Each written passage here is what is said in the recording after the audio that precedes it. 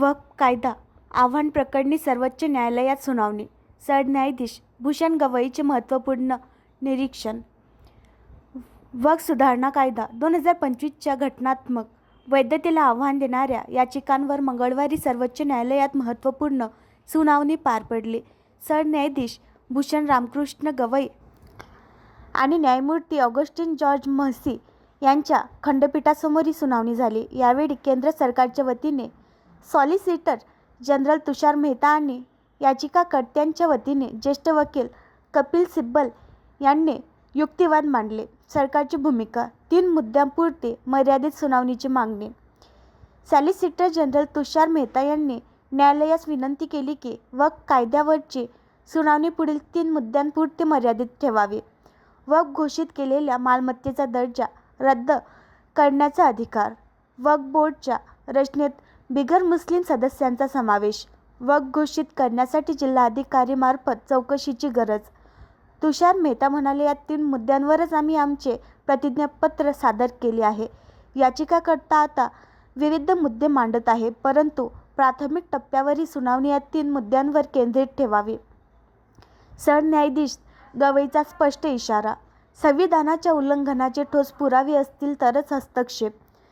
सुनावणीदरम्यान सरन्यायाधीश गवई यांनी स्पष्टपणे सांगितले, संसदेने मंजूर केलेल्या कोणत्याही कायद्यात घटनात्मकता गृहीत धरली जाते. जोपर्यंत कायदा संविधानाविरोधी असल्याचे ठोस पुरावे सादर होत नाही तोपर्यंत न्यायालय त्यात हस्तक्षेप करू शकत नाही.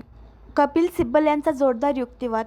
कायदा असंविधानिक अल्पसंख्याक अधिकारांवर घाला. कपिल सिब्बल यांनी कायद्यावर कडक टीका करत म्हटले की हा कायदा वक्फ मालमत्तेचा अधिकार हिरावण्यासाठी आणि मुस्लिम समुदायावर अन्याय करण्यासाठी आणला आहे. त्यांच्या युक्तिवादातील महत्त्वाचे मुद्दे. वक्फ नोंदणीच्या अटी कठोर. आता नोंदणी नसल्यास मालमत्ता वक्फ मानली जाणार नाही, जे पूर्वी नव्हते. ASI संरक्षित स्मारक असल्यास वक्फ दर्जा संपुष्टात. त्यामुळे अनेक ऐतिहासिक मशिदी वक्फ मालमत्तेच्या यादीतून वगळल्या जातील. धर्मांतर करून मुस्लिम झालेल्या व्यक्तीला 5 वर्षांपर्यंत वक्फ देण्याचा अधिकार नाही. हे कलम 25च्या उल्लंघनात. वक्फ बोर्डावर बहुसंख्य बिगर मुस्लिम सदस्यांचा समावेश शक्य. यामुळे मुस्लिम समुदायाचा वक्फवरचा व्यवस्थापकीय हक्क बाधित होईल. चौकशीचा अधिकार सरकारी अधिकाऱ्यांकडे. यात सिब्बल यांनी न्यायाधीशच क्लायंट असतो अशी टीका केली.